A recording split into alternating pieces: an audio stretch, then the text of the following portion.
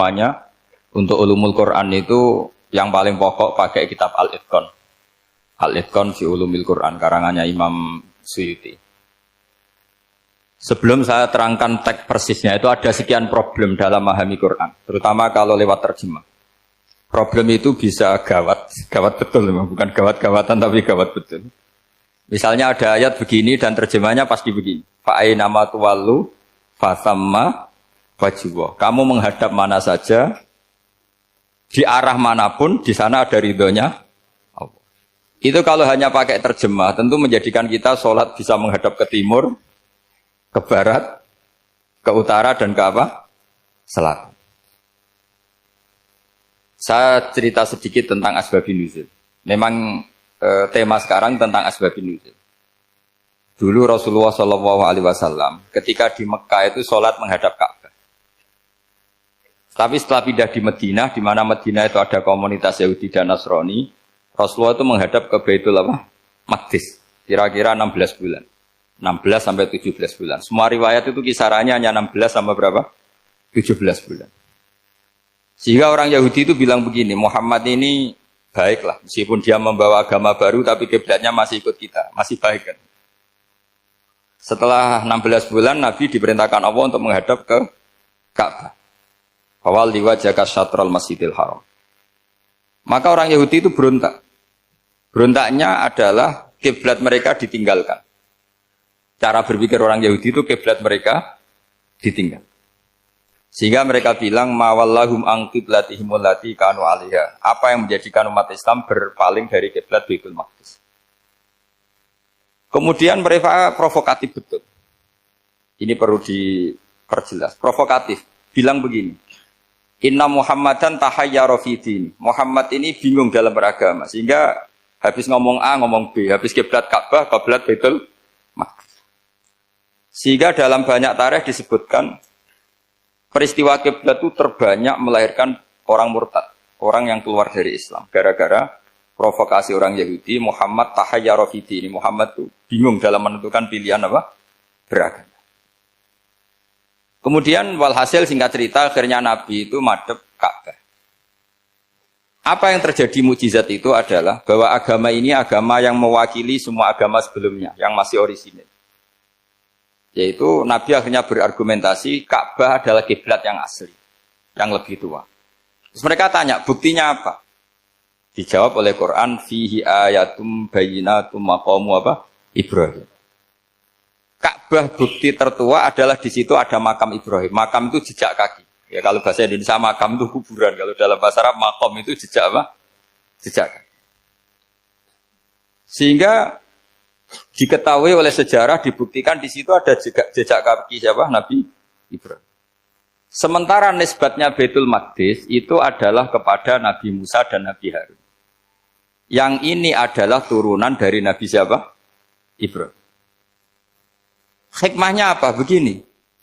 Sebagai bukti bahwa Baitul Maqdis pernah menjadi poros Islam atau poros Tauhid, maka Nabi Muhammad pernah disuruh menghadap ke Baitul Maqdis. Buat inget-ingetan kalau ini pernah menjadi poros apa tahu. Tapi tetap tua-tuaan masih tua apa? Ka'bah.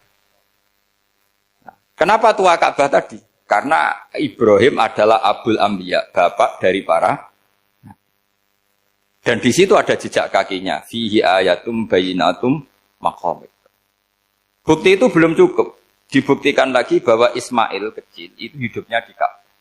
Kita tahu sa'i bainas Safa wal Marwah adalah karena Siti Hajar sedang mencari apa? Air.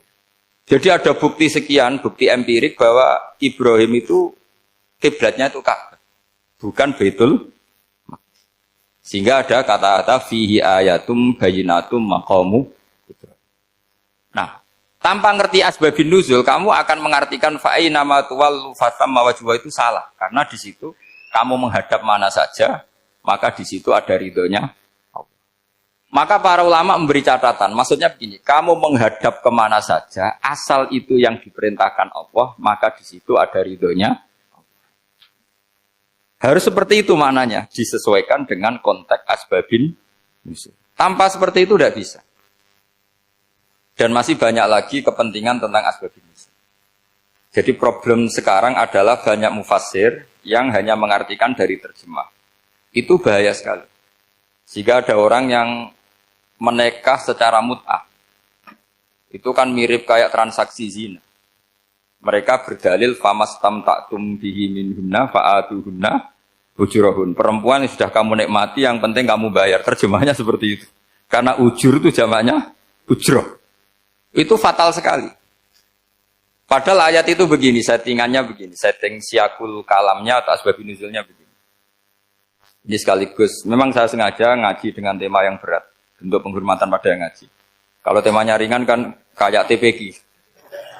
Jadi ini supaya gue keren-kerenan, ini ada doktor, Pak Oni pernah dekan Fakultas Hukum. Jadi kalau saya nanti salah tinggal ditangkap saja, gampang kan? Tapi nangkap saya berurusan dengan Tuhan. Jadi kalau orang dekat Allah itu yang tanggung jawab itu Allah. Jadi dia bisa menang di kepolisian tapi kalah di hukum Tuhan. Jadi kalau berhadapan-hadapan dengan saya. Begini asbabun nuzulnya begini. Wal muhsanatu minan nisa yang awal juz 5 itu ya kita santai aja. Yang awal juz 5 itu sebetulnya maktuf diatafkan pada ayat hurrimat alaikum ummahatukum wa banatukum wa akhwatukum wa ammatukum wa kholatukum wa banatul akhi wa banatul ukhti. Jadi perempuan yang haram dinikah itu ada 7. Yang faktor nasab yaitu siapa? Ibu, putri, saudara putri, bulik dari bapak, amah itu bulik dari bapak, kholah itu bulik dari ibu, keponakan dari saudara lelaki, keponakan dari saudara perempuan. Ini disebut haram karena nasab gen. Kalau orang Jawa bilang hanya 4, karena ngitungnya bulik, baik dari bapak maupun ibu. Kalau orang Jawa bilang kan bulik, terus keponakan, dihitung 1. Padahal ada keponakan dari saudara lelaki, ada keponakan dari saudara apa? Perempuan, wabanatul akhi, wabanatul ukhti. Terus kedua, haram karena rodok. Kita tahu dalam hukum Islam, rodok adalah sama dengan nasab. Jadi ibu yang pernah menyusui kamu berarti jadi ibu kamu. Dan saudara sepenyusuan berarti menjadi saudara kamu. Ini disebut wa ummahatukumul lati arda'nakum wa akhwatukum minar rodok. Terus ketiga, haram karena musoharoh, karena besanan. Jadi pagi ini misalnya saya nikah dengan Sri, bilang qabil tu nikaha wa taswijaha bil maril madkur. Setelah nikah dengan Sri ini otomatis ibunya dia menjadi mertua. Otomatis haram saya apa? Nikah. Ini namanya haram karena musuh. Atau kamu punya anak Zaid. Zaid pagi ini akad dengan Sri.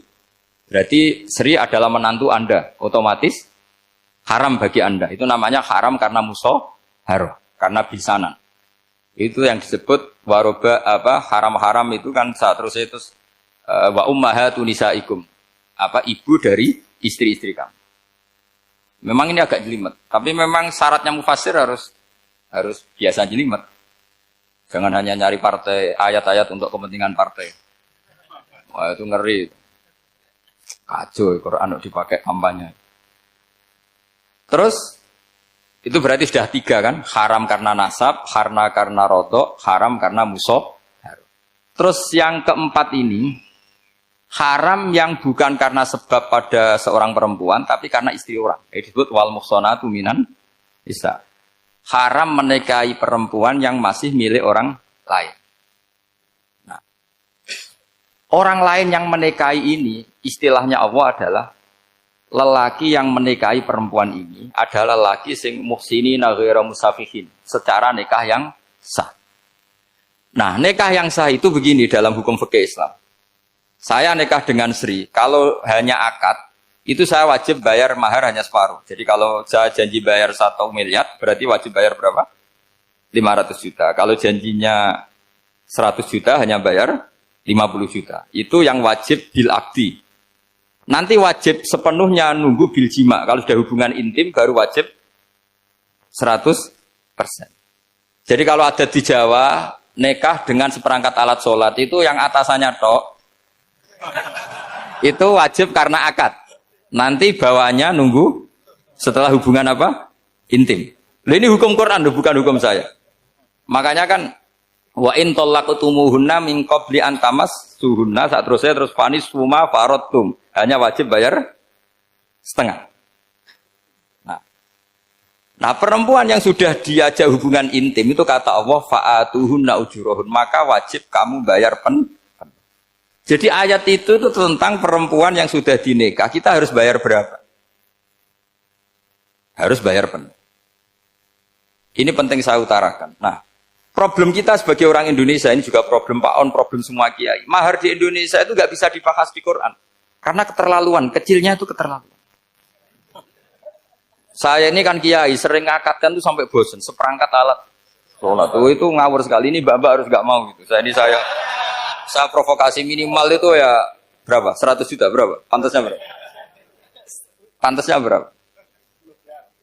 10 gram itu berapa nilainya? Kan 1 gram 500.000, baru 5. Ya sudah mendingan itu 10 gram. Quran itu bayangannya gini, sambil latihan, yang hafal-hafal biar latihan. Jangan dapat beasiswa karena hafal tapi nggak jelas jeluntrungannya.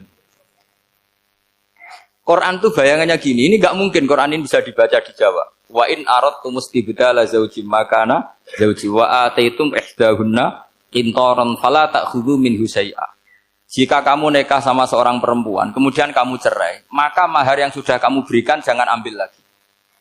Karena mahar di Arab itu mahal, 100 juta, kadang mobil Alphard, kadang GMC. Sehingga setelah menceraikan tuh kebayang menarik. Kok enak, dulu saya memberikan itu kan karena dapat servisnya. Sekarang sudah saya cerai, saya tarik. Kalau mahar di Indonesia kan seperangkat alat sholat. Jadi gak kebayang ada kalimat fala ta'khudhu minhu syai'a, jangan ambil lagi. Kebayang ngambil aja enggak? Apalagi kalau nikahnya sudah 2 tahun kan sudah lusuh, sudah. Tapi kalau di Arab itu kebayang karena mahal. Makanya orang Arab suka nikah orang Indonesia karena murah.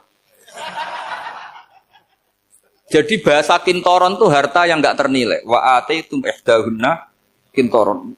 Yang enggak ternilai, mahal betul. Itu pernah saya hitung, ada yang mahar itu 400 juta, ya sekira segitu. Nah, makanya setelah dicerai, Allah memperingatkan setelah kamu kasihkan, ya jangan minta lagi. Kenapa kepikiran minta? Karena jumlahnya besar. Kalau di Indonesia kepikiran enggak minta. Enggak kepikiran, saking kecilnya. Seperangkat alat sholat, kadang 1 juta. 1 juta itu setelah hubungan intim. Sebelumnya yang wajib hanya 500. Itu kan enggak kebayang.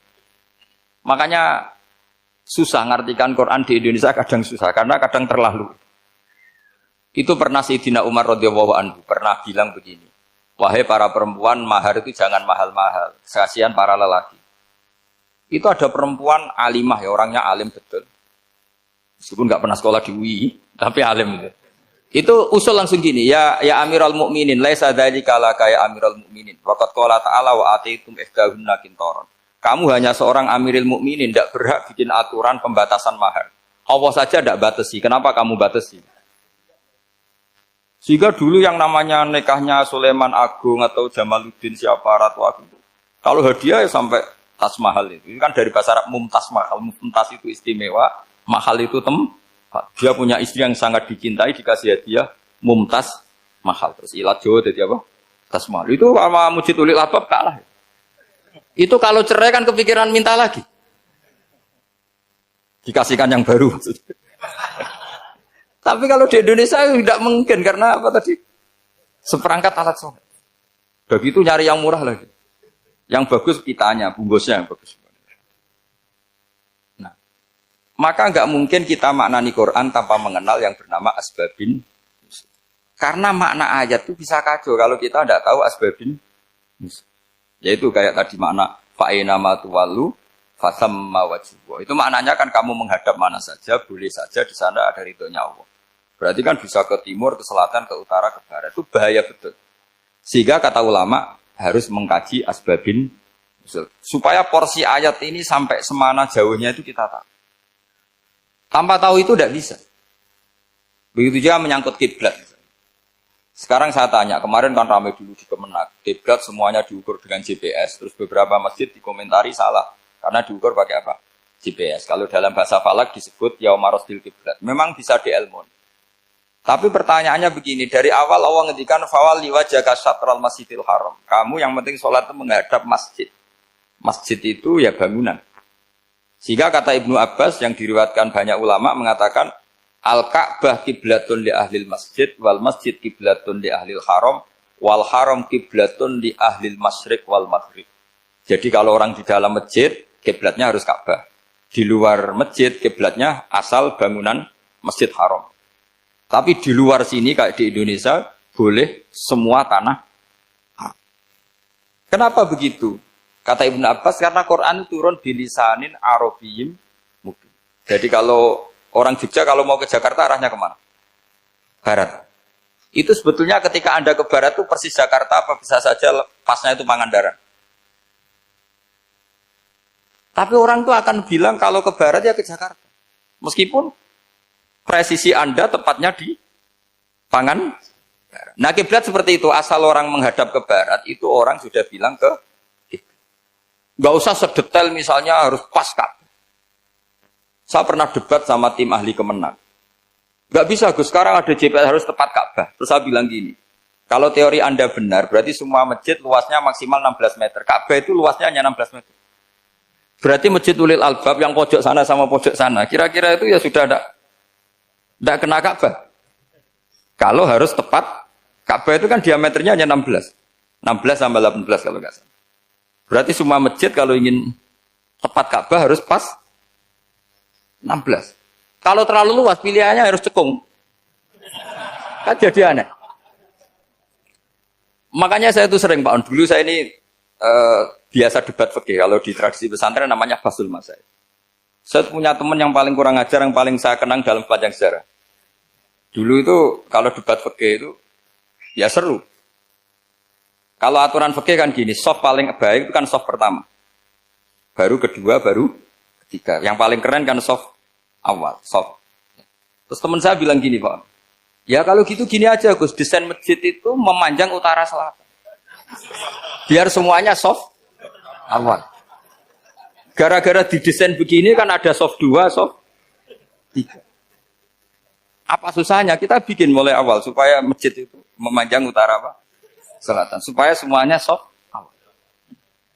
Ya kalau ada hukum ya diimplementasikan dalam desain bangunan katanya. Jadi. Itu kan kacau. Terus akhirnya saya jawab, lalu setelah begitu yang paling afdol siapa? Yang dekat imam. Ya sudah, bikin cekong saja kalau gitu.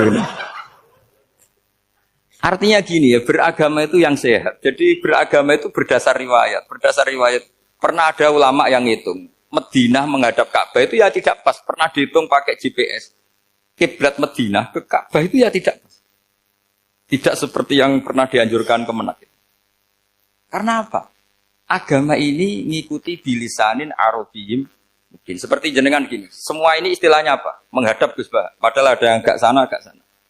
Semuanya ngaji sama siapa Gus Bah? Ya sudah. Istilahnya bertatap muka. Memangnya kita benturan. Ini bahasa. Jadi seperti ini semua namanya apa? Berhadap. Padahal ada yang agak samping, agak samping. Ka'bah juga gitu, sebenarnya tidak se-ekstrim yang dibayangkan orang-orang. Cuma kalau bisa tepat, ya kita harus tepat. Tapi tetap saja tidak perlu 16 apa? Meter. Fa'aina ma tuwallu fathamma wajhullah itu artinya menghadap.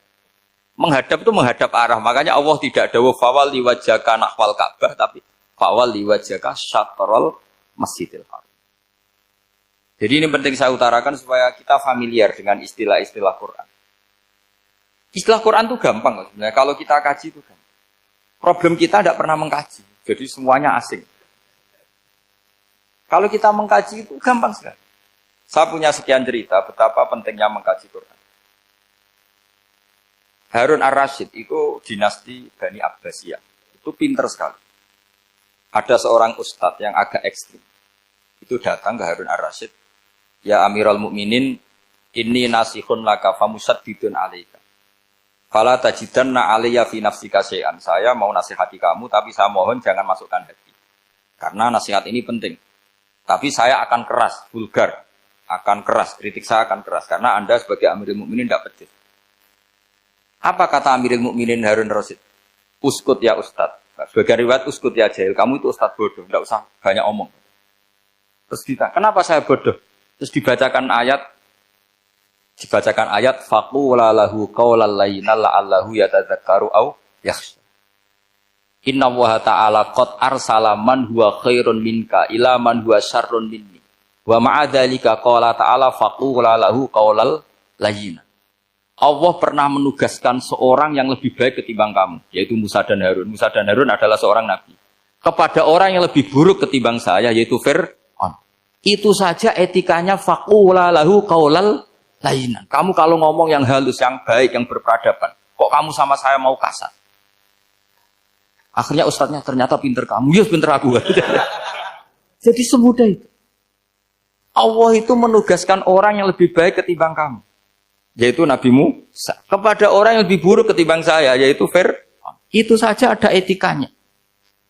Kok kamu sama saya mau tanpa etika? Mau main kasar hanya karena kamu merasa nasihat Anda benar? Jadi gampang sekali memahami Quran. Tapi lagi-lagi memang bagi ahlinya. Tapi ini saya bantu supaya sampean jadi ahli apa? Quran. Meskipun ngajinya sebulan sekali. Sudah sebulan sekali tidak punya kitabnya. Sudah. Jadi ulama dulu kalau belajar Quran itu gampang. Saya berkali-kali cerita. Yang kitab saya baca di rektorat namanya Syajaratul Ma'arif. Itu kalau cerita bikin judul itu enak sekali. Babuna fil ibad bikullil bilad. Bab seseorang di mana saja hidupnya harus bermanfaat. Terus dalilnya itu hanya mengutip makalahnya Nabi Isa, wa ja'alani mubarakan ainama kuntu. Ciri utama seorang nabi apa? Saya di mana-mana adanya berkahi orang lain. Jadi berkah bagi orang lain. Maksudnya tidak jadi problem bagi orang lain. Artinya kamu hidup entah di Jogja seperti Pak Ono orang Jember, saya orang Rembang. Hidup di Jogja manfaat, di Jember ya manfaat, di mana-mana. Saya pernah di Korea seminggu ya manfaat. Saudara kita TKI yang di Korea manfaat, di sana bikin masjid, bikin apa. Karena ngendikane Allah menceritakan Nabi Isa siapa? Wa ja'alani mubarakan ainama kuntu. Saya adalah orang yang di mana-mana berkah. Artinya manusia eksistensinya harus seperti itu, hidup di mana saja. Gampang sekali memahami. Pernah Imam Syafi'i ditanya, kalau kamu nggak kehilangan air atau nggak ada air di satu daerah, cari-cari dulu. Sampai nggak ketemu. Setelah nggak ketemu air, baru kamu boleh tayam. Imam Syafi'i ditanya, apa dalilnya harus mencari dulu? Kalau nggak ada air ya langsung tayamum saja. Kenapa harus nyari-nyari dulu? Jawabnya Imam Syafi'i itu gampang sekali. Qala ta'ala falam tajidu ma'an. Kemudian kamu tidak menemukan air. Di mana-mana tidak menemukan setelah mencari. Kalau belum mencari namanya tidak tahu. Kan ayatnya kan falam tajidu ma'an. Kemudian kamu tidak menemukan air. Tidak menemukan tuh nyari dulu apa langsung ngambil sikap? Nyari dulu, baru kesimpulannya tidak ketemu. Kalau belum pernah nyari namanya tidak tahu. Segampang itu ulama dulu memahami Quran karena konstruksinya utuh. Yaitu mereka tahu betul bahwa Quran itu bilisanin Arabiyim. Ketika Futuhat Syam, Syam dulu itu dikuasai tentara Romawi. Era Sayyidina Umar Futuhat. Yerusalem dikuasai tentara Islam. Itu awal Sayyidina siapa? Umar radhiyallahu anhu. Ketika Futuhat mau ada pesta besar-besaran. Tapi Umar menolak. Ketika menolak, kenapa Anda menolak? Beliau hanya membaca ayat Innallaha ta'ala ayyara qauman faqala adhabtum thayyibatikum fi hayatikumud dunya. Allah itu mengkritik satu komunitas kaum yang zaman di dunia menghabiskan semua kenikmatan. Maka kita tidak perlu syukuran besar-besaran. Jangan-jangan jatah kita di akhirat kita habiskan di dunia. Itu adhabtum thayyibatikum fi hayatikumud. Semudah itu. Semudah itu ulama. Rasulullah pernah dahar, pernah makan. Makan karena 3 hari gak makan, cara di Indonesia gak makan nasi, gak makan daging, sudah lama sekali. 3 hari Nabi itu hanya makan kurma dan air putih. Pernah Nabi gak makan roti sampai 3 hari. Kalau Indonesia mungkin gak makan nasi. Di hari ketiga, ada sahabat yang berbaik hati, Nabi disembelihkan kambing, dipotongkan kambing, Nabi disuruh dahar. Itu baru dahar setengah piring, Nabi berhenti. Ketika ditanya, setengah piring itu kan sudah kuat. Untuk sholat, untuk apa sudah kuat. Ditanya, ya Rasulullah kenapa berhenti? Bukankah engkau tidak makan ini 3 hari? Nabi menjawab, walatus alunna yawma idzin anin naim. Semua nikmat yang saya rasakan nanti ada pertanggungjawabannya. Makanya saya tidak ingin banyak-banyak. Wah itu kalau diterapkan di sini nggak populer. Makanya saya tahu gayanya ngaji Quran itu nggak siap dengan konsep-konsep Quran ini. Jadi segampang itu orang dulu. Nah karena apa ya itu tadi. Mereka tahu asbabun nuzul. Quran itu diturunkan dalam konteks apa. Lafat ini arahnya kayak apa. Mutlak muqayyadnya kayak apa. Muhkam mutasabihnya kayak apa. Nasah mansuhnya kayak apa. Nah sedikit saya cerita ini mungkin contoh terakhir. Supaya agak lama-lama. Nanti bingung kalau lama. Yang bingung ya saya. Bingung cara memahamkan. Jadi kalau guru itu kan bingung cara memahamkan. Kalau murid bingung cara memahami. Gak tahu tingkat kebingungannya sama. Kalau guru itu bingung cara memahamkan. Kalau murid bingung cara. Jadi ini pertemuan dua kelompok bingung. Jadi yang satu bingung cara memahamkan. Yang satu bingung cara. Kalau orang ekstremis bingung cara merusak suasana. Nah, itu gak benar itu. Ada loh. Rasulullah itu nabi. Itu paling pusing yang ngadepi orang-orang yang ekstrem. Karena apa? Cara berpikir itu lompatannya itu enggak tertib. Jadi Nabi itu cara berpikir itu kecerdasan nubuah. Sementara orang ekstrim cara berpikir itu kecerdasan nafsu. Bukan kecerdasan manusia. Kalau manusia masih baik nafsu. Misalnya begini, kalau dalam tradisi nubuah itu. Saya dengan Pak Anu berteman lama. Mulai tahun 2000 berapa.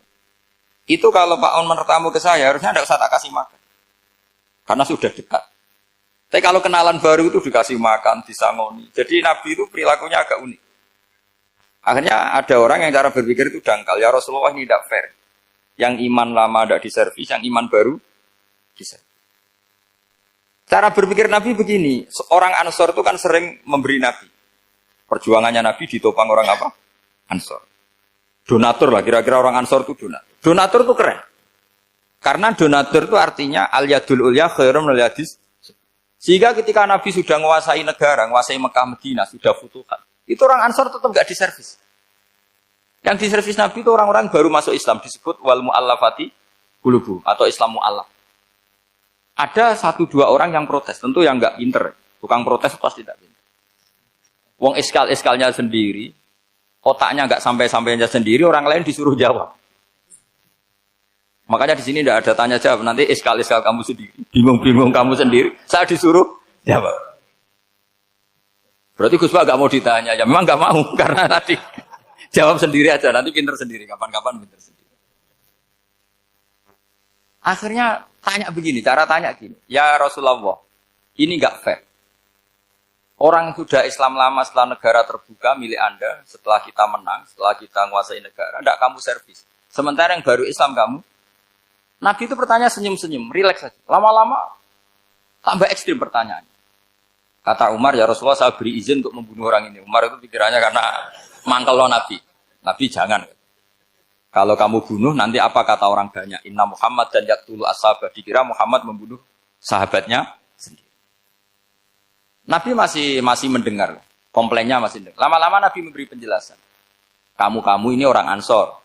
Kamu biasa memberi saya, memberi dana perjuangan. Memberi itu hebat. Saya tidak ingin menurunkan grade Anda. Grade sebagai pemberi, berarti kelasnya elit. Sekarang menjadi penerima. Itu tidak bagus.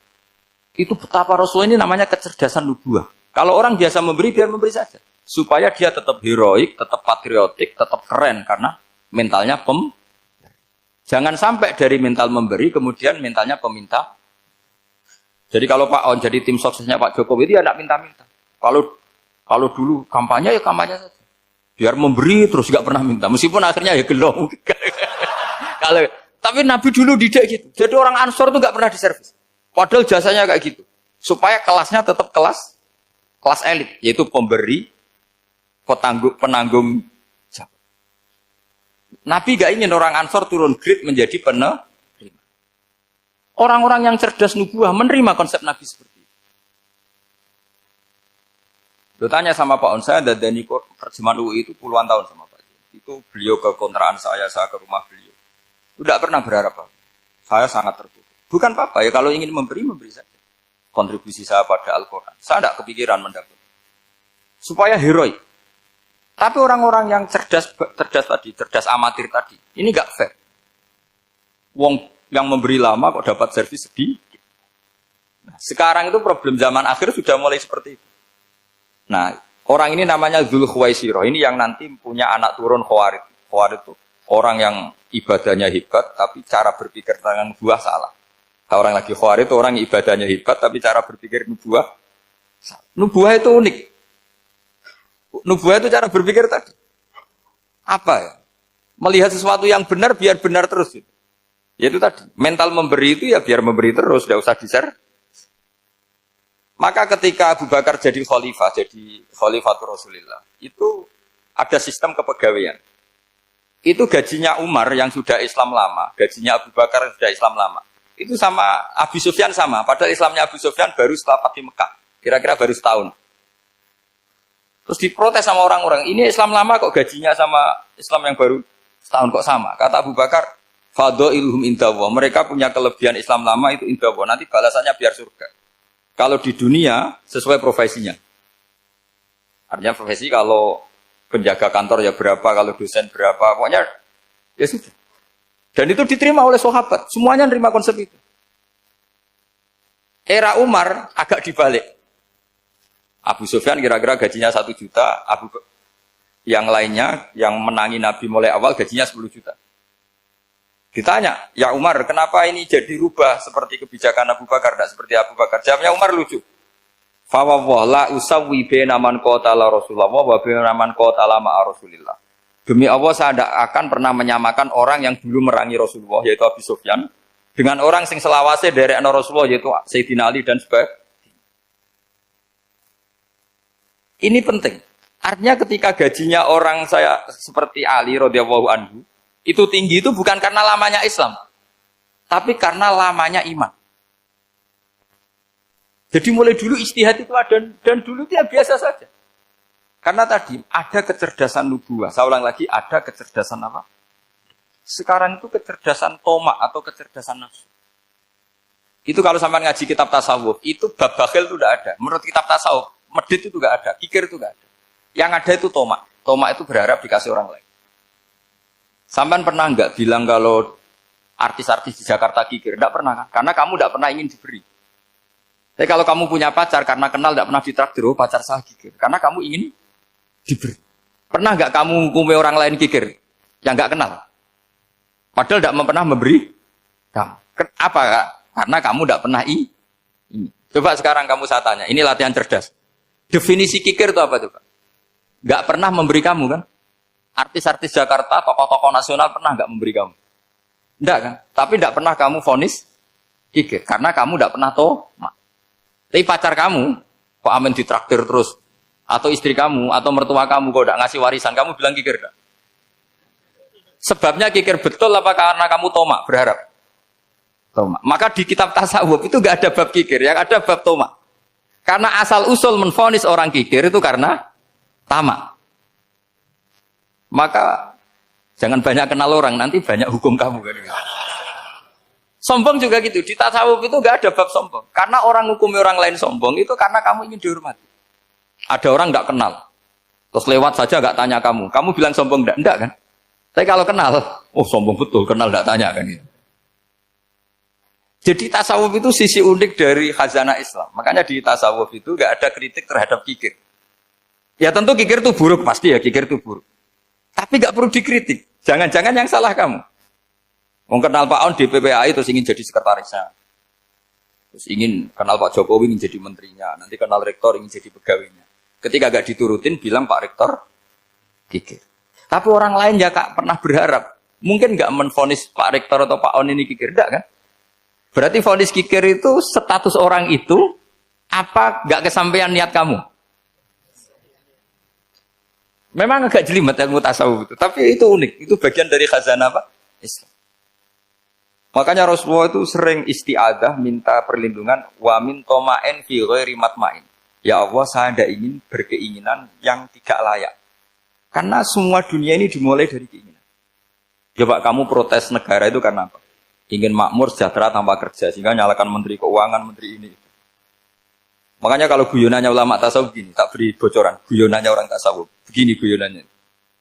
Anta lam tajid min nafsika kullama turid. Fakaifa turidu min ghairika kullama turid. Kamu yang punya keinginan saja tidak bisa memenuhi apa yang kamu inginkan. Kenapa keinginan itu kamu timpakan ke orang lain untuk memenuhi kamu? Wong kamu yang punya keinginan saja tidak bisa wujudkan. Kenapa keinginan Anda kamu timpakan, bebankan orang lain untuk memenuhi keinginan Anda? Misalnya kamu, Gus saya ini goblok, tolong pinterkan. Wong kamu yang ini saja tidak bisa. Kok menyuruh saya? Jadi kalau tiap tasawuf itu unik. Seperti kamu mencintai istri tulen, itu ingin kan dicintai istri tulen. Kamu sendiri kan nggak bisa cinta tulen, masih pelengahan sana sini. Kamu pacaran, ingin pacar kamu setia. Ternyata kamu bikin sekian alternatif. Kalau putus ini punya ini, putus ini. Tapi kamu ingin ini setia, kan nggak fair. Makanya guyonnya orang tasawuf itu, anta lam tajid min nafsika kullama turid, fa kaifa turidu min ghairika kullama turid. Gampang tuh apalane, pokoknya ratrit gitu aja gampang. Jadi kamu yang punya keinginan saja tidak bisa memenuhi. Kok orang lain disuruh memenuhi. Sehingga orang tasawuf itu malu betul. Misalnya saya kok ingin Pak On takdim sama saya itu kurang penggawean. Kalau saya ingin ditakdimi saya menakdimi diri saya sendiri. Makanya berbahagialah orang yang ngilu terus saya ganteng sendiri ya Allah. Saya kaya sendiri. Menunggu orang lain bilang kamu kaya itu repot. Menunggu orang lain bilang kamu hebat itu, ya sudah bilang aja ya Allah saya hebat, ya Allah saya ganteng, ya Allah saya cantik.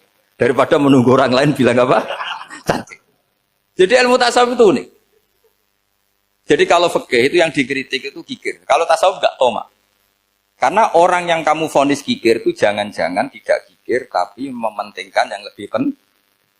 Misalnya ada teman yang tidak pernah naktir kamu, ternyata punya ibu sakit, uangnya dianggarkan untuk ibunya yang sakit, atau anaknya sekolah, atau keluarganya masih butuh biaya, ya, sehingga sama teman dia kikir. Hakikatnya kikir apa mementingkan yang penting?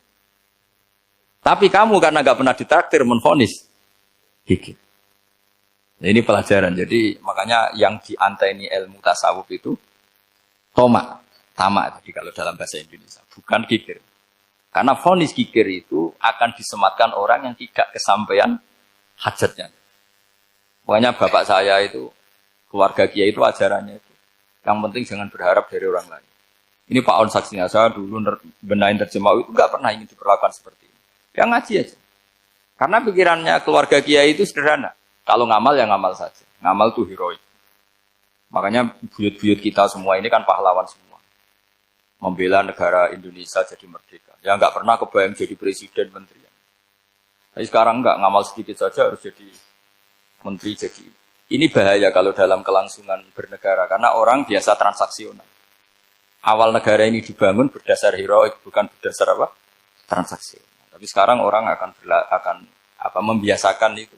Apa-apa itu transaksional. Ini tidak bagus untuk kelangsungan bernegara. Apalagi kelangsungan beragama. Sehingga seperti saya ini masih punya desa-desa binaan di Sragen, di pedalaman Papua sekalipun. Saya punya santri banyak di Papua. Itu kalau cerita itu unik-unik. Itu mau Jumatan, itu nggak ada orang 40.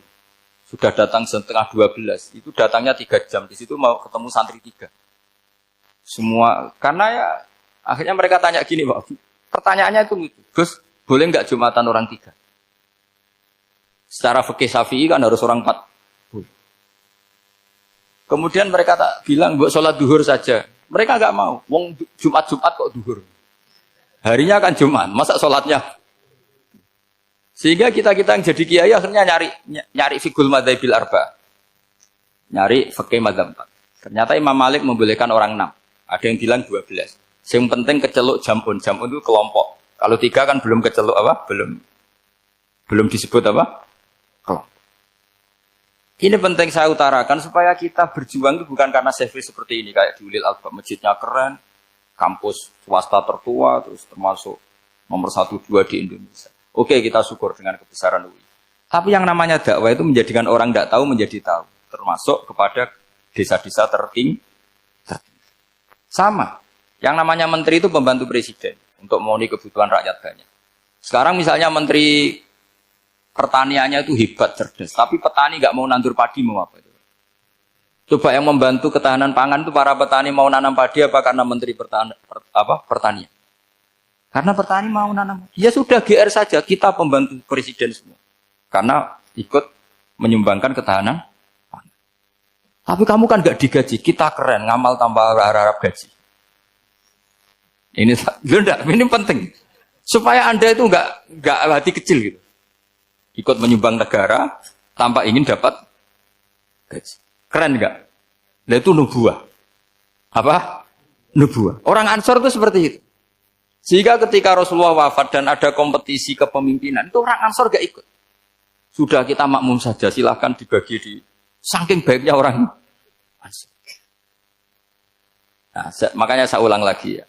Kecerdasan nubuah ini yang gak difahami orang Khawarij. Orang Khawarij cara berpikir yang kerja banyak harus dapat banyak.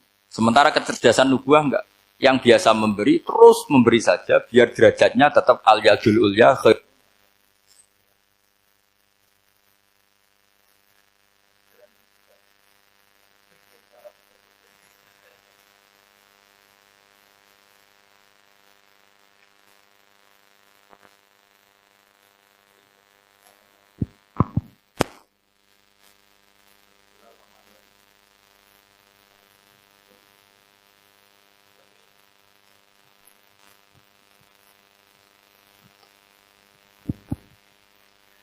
Bismillahirrahmanirrahim. Ini saya baca supaya dapat berkahnya ulama-ulama dulu. Karena ini dikarang oleh ulama yang dipakai rujukan seluruh dunia.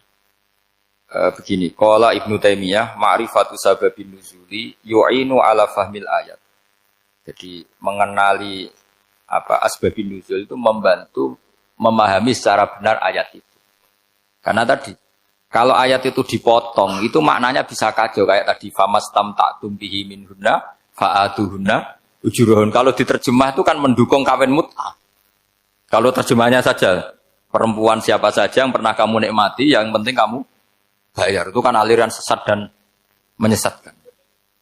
Itu konteks asbabun nuzul tidak seperti itu. Perempuan yang sudah menjadi istri kamu. Seorang lagi perempuan yang sudah menjadi istri kamu, jika sudah kamu hubungan intim, maka maharnya harus dibayar penuh. Tapi kalau belum hubungan intim, maharnya hanya wajib separuh. Fanis suma farotum illa ayafu na'u ya'fu alladhi biyadihi uqdatun nikah. Tapi tadi kalau di Indonesia gimana Gus? Itu yang repotnya. Maharnya itu tadi mau kena atasan dan apa? Bawahan. Wah kacau kalau di Indonesia. Sehingga kita bingung kalau dalam logika Arab kan gitu. Bayangannya kalau cerai, kata Allah, fala ta'khudhu min syai'at. Harta yang sudah kamu berikan ke istri jangan diambil lagi. Sampai dilarang ngambil tuh karena jumlahnya banyak sehingga kepikiran ngambil. Kalau di Jawa nggak usah dilarang sudah tidak akan ngambil karena rukuhnya sudah lusuh. Itu susahnya baca Quran di Jawa ya. Karena dari awal maharnya terlalu apa? Kecil. Terus beliau Imam Suyuti termasuk di sini menyontohkan yang pasti salah kalau difahami yaitu tadi ayat apa itu fa'ina matuwalu fastamanowo wajib. Jadi beliau terus meringatkan betapa pentingnya mengenali asbabin nuzul. Karena asbabin nuzul itu gampang. Saya ulang lagi, asbabin nuzul itu gampang. Gampangnya begini ya, kan ada satu peristiwa, misalnya begini, Rasulullah itu kan mengkritik penuhanan Lata dan Uzza, berhala-berhala itu dituhankan, dikritik sama Rasulullah. Kemudian mereka begini, karena mereka biasa personifikasi Tuhan, Muhammad, kalau Tuhan itu tidak Lata Uzza, dan itu terbuat dari batu, lalu Tuhan Anda itu dari apa? Amin fiddotin audabin, lalu Tuhan Anda ini dari emas apa dari perak? Karena mereka nggak bisa membayangkan Tuhan tanpa dipersonifikasi. Terus Allah menurunkan qul huwallahu ahad, Allahus somad, lam yalid wa lam yulad wa lam yakul lahu kufuwan ahad. Karena otaknya mereka sudah begitu, yang namanya Tuhan itu harus dipersonifikasi. Makanya saya kemarin di Korea seminggu, cerita yang paling unik gini Pak On, ada bos Islam, ada bosnya TKI yang baik. Mereka mengizinkan pekerjanya sholat. Bareng sholat tuh diingeti ke atas ke bawah, kok nggak ada arcanya. Sehingga setelah sholat dibilang, apa saya berikan berhala sekalipun? Karena gak kebayang ada orang sholat kok tanpa berhala, tanpa Tuhan. Yang kamu sembah itu mana? Kok gak ada? Apa tak belikan? Jadi unik. Nah teman saya yang satu unik lagi. Dia termasuk pegawai Garuda. Yang derekno saya ke Korea itu orang pegawai Garuda. Dia karena orang kaya biasa ke Eropa kemana-mana. Singkat cerita dia sholat di mall. Karena nganggep Korea itu sudah negara maju kayak Eropa. Setelah sholat di mall pas asar itu, security-nya nelpon polisi. Pak polisi di sini ada ritual teroris. Jadi kalau menamakan sholat itu ritual. Jadi artinya apa? Ritual-ritual yang kita lakukan itu macam-macam cara pandang. Orang ateis itu kan Cina kan Korea itu kan ya Cina lah, Korea, Jepang, RRC itu kan sipit gitu. Itu ya yang namanya ibadah sembahyang harus ada patungnya atau ada arcanya atau ada benda-benda. Orang Islam kan nggak ada sama. Makanya mereka itu kok bisa? Problemnya kita, saya ulang lagi, ini problemnya. Problemnya kalau ada itu ya repot. Begini misalnya, ini masih tentang asbabun nuzul. Ini contoh terakhir tentang masih asbabun nuzul. Umar radhiyallahu anhu, sahabat Umar itu kalau mencium Hajar Aswad itu sambil gedumel. Tidak berdoa tapi gedumel. Masyhur. Itu ada di Bukhari. Alim tu annaka hajarun la tadur wa la tanfa walau la anni ra'aitu Rasulullah wa qabbalaka ma qabbaltuka. Saya tahu loh. Nyium Hajar Aswad dicium tapi sambil gedumel. Saya tahu loh kamu hanya batu, enggak mandoroti, enggak manfaati. Kamu jangan GR, saya cium itu jangan GR. Kalau saja saya tidak melihat Rasulullah mencium kamu, maka saya ada sudi nyium kamu. Dah gitu aja. Terus itu tiap nyium Hajar Aswad itu tidak doa. Kalau kamu kan enggak minta kaya, minta macam-macam. Kalau Umar malah gitu. Nah, kenapa demikian? Itu ada asbabun nuzulnya. Umar itu saksi sejarah. Ketika Rasulullah Fathi Mekah, Nabi kan tawaf terus mencium Hajar. Itu di belakang masih banyak orang kafir. Kebetulan Umar masih di sana. Sudah Islam Umar, tapi dia di belakang. Dengar orang-orang kafir, Muhammad itu tua aneh. Katanya melarang nyembah batu. Ternyata dia nyembah batu. Jadi Nabi nyium Hajar Aswad itu dikira nyembah. Katanya ngelarang nyembah batu, tapi dia kok nyembah batu. Karena Nabi mencium Hajar Aswad. Nah, karena untuk menghilangkan stigmasi itu, Umar tiap nyium Hajar Aswad ngomong gitu. Ada kan ada sound system, mungkin jadi sound system. Supaya jelas bahwa penciuman ini bukan karena menyembah. Artinya mudah sekali kenapa Umar ngomong gitu. Karena asbabun nuzulnya seperti itu. Coba kalau kamu tidak tahu asbabun nuzul, Umar maksudnya gimana? Enggak doa, enggak apa kok malah ngomong gitu kan. Tapi kalau kamu tahu asbabun nuzul Umar itu yang mendengar komentar orang sama ketika kita tawaf itu kan 3 pertama kan kita lari-lari kecil. Itu ceritanya juga gitu. Rasulullah itu hidup di Medina, terus diterkenalkan miskin. Medina itu kota wabak, kota penyakit, endemik. Dulu Medina, Yasrib itu kota endemik. Sehingga kata orang kafir-kafir Mekah, yaji ulihadal bait kaumun qad wahanat huma Yasrib. Nanti akan datang satu komunitas kaum yang sudah lemas karena kena penyakit apa? TBC dari apa? Yasrib. Nabi dengar itu makanya terus bilang ke para sahabat, tunjukkan kalau kamu kuat dengan cara lari 3. Terus pakai pakaian yang kelihatan maco, yaitu yang dipakai lelaki-lelaki. Bahunya dikelihatkan. Nah, setelah Rasulullah wafat, Umar menggantikan beliau setelah Abu Bakar. Umar bilang gini, sebetulnya tawaf seperti ini, yaitu lari pertama 3 putaran pertama lari dan memperlihatkan pundak seakan-akan orang maco itu sudah enggak perlu. Karena alasan itu sudah tidak ada. Tapi ini tinggalan Rasulullah, maka jangan rubah ya tetap seperti ini. Akhirnya meskipun sudah tidak ada alasan tadi menjawab stigmasi orang kafir, tetap tawaf seperti itu. Jadi memang agama itu unik. Kadang kita harus tahu alasannya, tapi alasan itu kalau menjadi mahatul hukmi, pijakan hukum sah. Misalnya kamu terus bilang gini, ya berarti tawaf sekarang bebas, gak perlu seperti itu. Kan alasan itu sudah tidak ada. Nah di sini pentingnya riwayat. Riwayat itu begini, logikanya sudah nggak ada, tapi kaifiah itu, cara itu masih kita terus. Dan itu memang, saya ulang lagi, harus tahu asbabun nuzul. Saya beri contoh ya misalnya, wa idza darabtum fil ardi falaysa 'alaikum junahun an taqsuru minas shalah. Terus ayat di mana? In khiftum ayyaftinakumul ladzina kafaru.